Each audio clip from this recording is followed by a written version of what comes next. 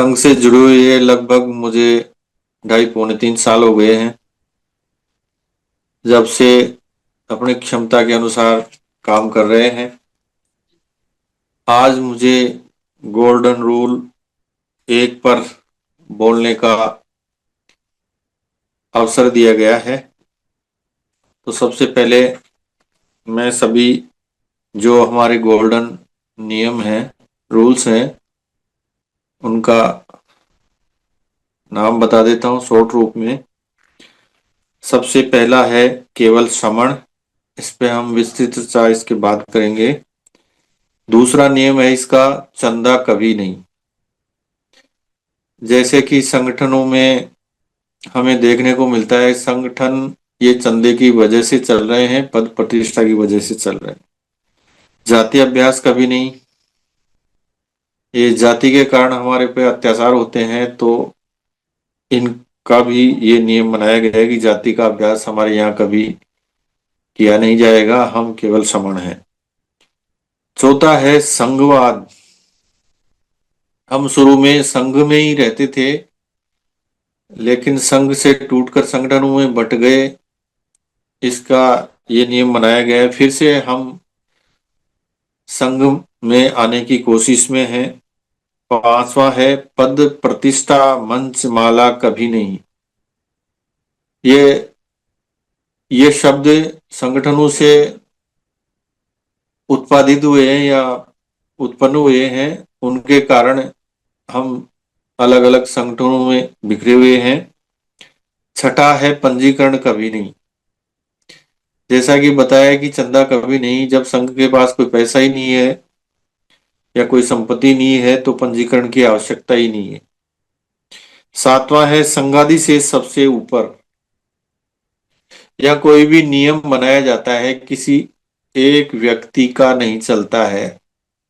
कोई भी स्पोक काम करना चाहता है, वो कोई नियम लेके आता है, उसके अनुसार जैसे 1 तारीख को अपना हाउस लगता है, उसमें उसको विस्तृत चर्चा होती है, समझाया जाता है। फिर संघ में अगर उसको उचित लगता है तो बहुमत से पास किया जाता है, उसके बाद वो नियम बन जाता है और संघ में लागू हो जाता है। इसलिए संघाधिदेश सबसे ऊपर है, वो संघ का ही नियम बन जाता है, फिर किसी एक व्यक्ति विशेष का नहीं रह जाता है। संघ राजनीति में कभी नहीं जाएगा। ये हमें ऐसा लगता है कि राजनीति के बिना कैसे हमारा काम हो पाएगा, सारा काम तो राजनीति से ही चलता है। बाबा साहब ने भी कहा था कि राजनीति मास्टर की है, लेकिन ये मास्टर की अपने हाथ में कैसे आएगी, इसके लिए सामाजिक एकजुटता जरूरी है। वो काम हम कर रहे हैं। फिर कोई राजनीति में जा सकता है, लेकिन संघ को सूचित करके जाएगा। जब राजनीति में जाएगा तो संघ का सक्रिय सदस्य नहीं रह पाएगा, और जब संघ से जाएगा तो संघ के हित में ही काम कर पाएगा। नवा नियम है संघ घातक की संघ में वापसी कभी नहीं। जो हमारे साथ संघ में जुड़े हुए हैं, हमारी बातों को बाहर जाके विध्वंस के रूप में बताया जाता है, या हमें फूट डालने की कोशिश की जाती है, या संघ के विरुद्ध कार्य करता है, उसको संघ के नोटिस में ला करके संघ की मीटिंग के अनुसार ही संघ ही उस पर घात सिद्ध हो पाता है, तो उसको संघात की श्रेणी में माना जाता है। वो संघ ही उसको पनिशमेंट देता है। वो भी बहुमत के आधार पर ही होता है, किसी एक व्यक्ति के विशेष में नहीं है। 10वां हमारा नियम है कि उपरोक्त 9 नियम संघ का आधार हैं, ये कभी बदले भी नहीं जाएंगे, ना खत्म किए जाएंगे। इस प्रकार से मतलब ये 9 नियमों के ऊपर हमारे ऊपर एक कैप लगा दी गई है। इसलिए इस कैप के बाद में हम निश्चिंत हो जाते हैं कि ये इस नियमों के अनुसार हम जोड़ते रहेंगे, लोगों से मिलते रहेंगे, काम करते रहेंगे। अब सबसे पहला नियम के बारे में थोड़ा विस्तृत चर्चा करेंगे, केवल श्रमण। श्रमण वही होते हैं जो SC ST OBC के और कन्वर्टेड माइनॉरिटीज के लोग, जो समता में विश्वास रखते हैं, समण संघ नाम से सुनिश्चित हो जाता है कि यह समणों का संघ है।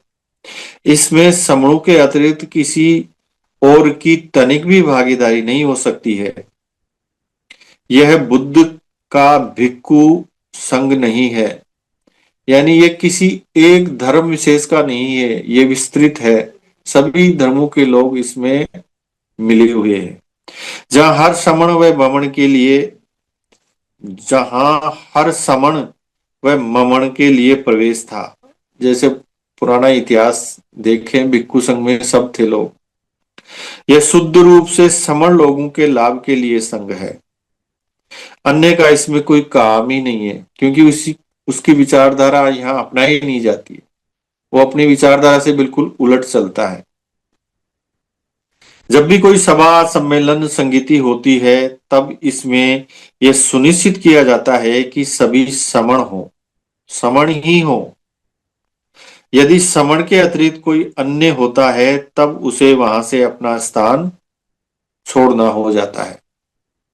समण शब्द का अर्थ आरंभ में बताया गया है। आरंभ में भारत महाभारत नाम से ही पहले यहाँ रहने वाले सभी समण थे। लोगों की मूल निवासी पहचान का नाम ही समण था। आज जिन लोगों को बहुजन, अर्जक, मूल निवासी, आदिवासी, कमेरा, मेहनतकश, मजदूर, मजबूर, दलित, पिछड़ा, दलित, शोषित, डिप्रेस्ड, शूद्र, नीच, ओबीसी, एसटी, एससी, धर्म परिवर्तन, विमुक्त लोग, भटके लोग आदि के नाम से जाना जाता है, उन सब की पुरातन प्राचीन राष्ट्रीय पहचान ही समण है। यदि आप भारत से बाहर जाते हैं, तब अपने आप को भारतीय बताते हैं, पर भारत के अंदर ही यदि कोई आपसे पूछे कि आपकी पहचान क्या है, तब आप उसे अपने राज्य की पहचान बताते हैं। ठीक ऐसा ही पहले होता था। जब सुद्दत के व्यापारी सड़क के रास्ते सामान लेकर ईरान तक जाते थे, तब वे वहां अपनी राष्ट्रीय पहचान समण बताते थे और वहां के लोगों को वमन बोलते थे। इससे स्पष्ट हो जाता है कि हम इस देश के मूल निवासी थे, जो वो समणी थे। वमन बाद में आए, विदेशी थे। अरबी में 4 प्रकार के से चलते हैं। से, सीन, शीन, सुआद, जो बाद में वहां से यहां आ गए, इसलिए समण का सरमण शब्द हो गया। तब देशी और विदेशी शब्द नहीं था। देश शब्द पाली भाषा में मिलता है, जिससे बहुत सारे शब्द बने हैं, जैसे देशक, देशना करने वाला, देशना, देशन, देश, देशण, देशना यानी दिखाना, उपदेश देना, जानकारी दिखाने वाला, टीचर, टीचर गुरु आदि। विदेशक का अर्थ है विशेष, विशेष रूप से दिखाने वाला। विदेशक से ही शब्द बने विशेष, विदेशिक। विद्सु, विद्सु का अर्थ है विशेष रूप से देखा हुआ, यानी जिसने ज्यादा देखा है, इसलिए विद्सु को बुद्धिमान बोला गया पाली भाषा में। यही विदेश विदेश बाद में नकारात्मक कार्यों के कारण विदेश विदेश से विद्वेष में बदल गया। जो विध्वंसक बना, यानी विध्वंसक, यानी नुकसान करने वाला। आज भी हम देशी और विदेशी बोलते हैं, जबकि पाली में समण और वमन है। वमन, वमन, वमन, वमन, वमन का अर्थ है जो घृणा युक्त, यानी उल्टा, उल्टा, विपरीत चलने वाला। यूनाइटेड नेशन, संयुक्त राष्ट्र संघ शब्द समृद्ध अशोक के संयुक्त राष्ट्र यानी महाभारत से पहले पुरानी भाषा में कहीं नहीं मिलता है। सम्राट अशोक महान राजा ने पहली बार राष्ट्रों को इकट्ठा किया, संयुक्त राष्ट्र को बनाया था।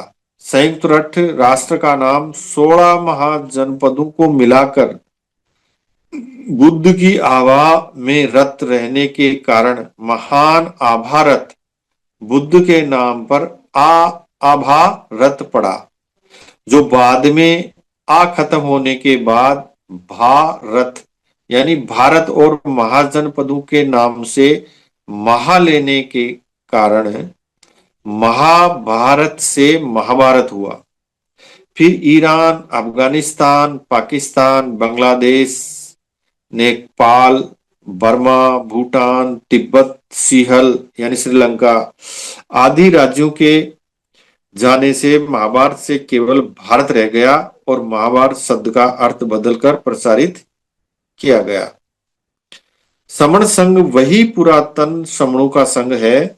आज समणों को अपने बच्चों के सुखी जीवन के लिए फिर उसी संघ की याद आई है और वे अपनी पुरानी पहचान को याद कर घर वापस आ गए हैं, जो स्थायी पहचान है, मूल पहचान है बहुजनों की।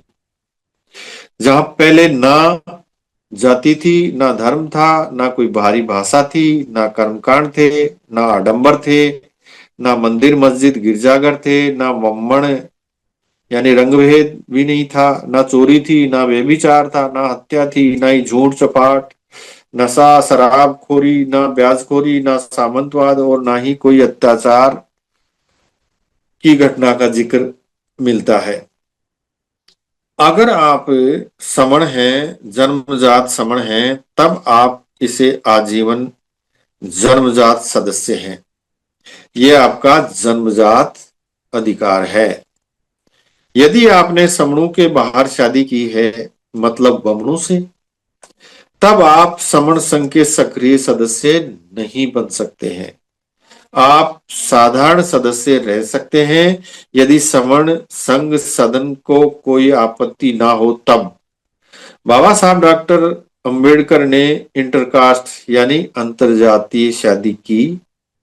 शादी के लिए कहा था कि लोगों ने इंटरवर्ण यानी अंतरवर्ण शादी का आरंभ कर दी और अंतरवर्ण शादी जहर है और अंतरजातीय शादी अमृत है। वर्ण वर्ण वाले लोगों में कास्ट सिस्टम नहीं होता है। मतलब यदि आप किसी वमन से पूछोगे कि आपकी कास्ट यानी जाति क्या है, तब वह बोलेगा कि हमारी जातियां नहीं होती है। जैसा कि हम सब जानते हैं, वो 3 वर्ण हैं और चौथे हम हैं शूद्र। वो वर्ण में भी गिनते हैं, जाति में भी गिनते हैं उन्हें। जाति जो बाद में अभ्यास में लाई गई, उन्हीं जातियों के अंदर शादी के लिए बाबा साहब डॉक्टर अंबेडकर ने कहा था। यहाँ यह बात ध्यान रखने योग्य है कि भारत में महिलाओं की जातियां नहीं होती है। महिला सभी समणी थी। अब कुछ महिला वमणी बनने की जद्दोजहद में असफल है। पुरातन समय में वमणी शब्द ही नहीं था, आज भी नहीं है। संघ का पहला विनय संघ के आने वाले सभी विनय नियमों का मजबूत आधार है। यानी यही हमारा आधार स्तंभ है, जिस कारण से हम रोज रोज जूम पर मीटिंग करते हैं, सभी समणों को बुलाते हैं। इससे यह सुनिश्चित हो जाता है कि समण संघ में कभी भी वमणों की घुसपैठ नहीं होगी, नहीं हो सकती है। यह हमेशा हमेशा के लिए अपने शुद्ध रूप में रहेगा, चिरकाल तक रहेगा।